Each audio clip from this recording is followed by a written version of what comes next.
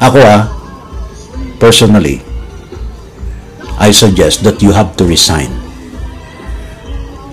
Kahit sabihin natin na na hindi pa napatunayan na kayo sangkot. Di ba? Por delikadesa, kahit ibinoto kayo ng sambayanan, kahit ibinoto kayo, nanalo kayo pagka-senador, nanalo kayo pagka-congressman, nanalo kayo pagka-mayor, o any public office, once na kayo ay naituro at nakita ang mga ebidensya na mayroong pagkakaugnay sa inyo sa corruption, dapat immediately dapat resign.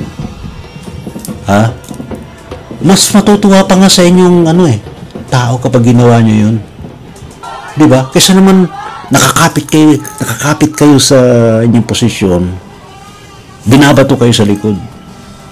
May mga wag naman. May mga, imagine nyo yun na mayroong mga sambayan ng Pilipino, Juan de la Cruz, na nasa likod mo na gusto kang palakulin.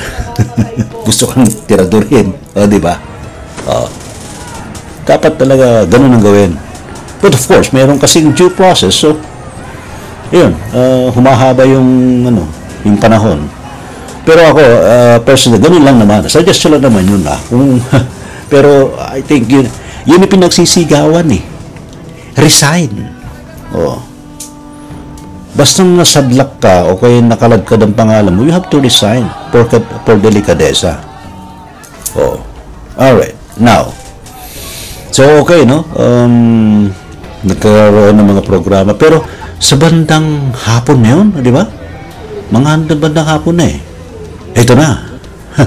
Nagkagulo na sa sa may Ayala Bridge. And yun, nagkakabatuhan na, di ba? Mayroon pala isang grupo ng mga kabataan, allegedly a group of kabataan sa isang fraternity daw na naka-black shirt and naka-maskara. Ang biglang lumabas at nagsisigaw ito, kailangan talaga itong ganyan. Ano ba yung mga siligaw nila? Hindi ko na nakita. Pero makikita niyo yan sa mga videos parang lumalabas na gusto nilang buwagin yung barikada ng mga pulis. Kaya, ayun, kitang-kita, no? Talagang matindi itong sila ang nag-uudyok sa mga pulis para sila'y patulan.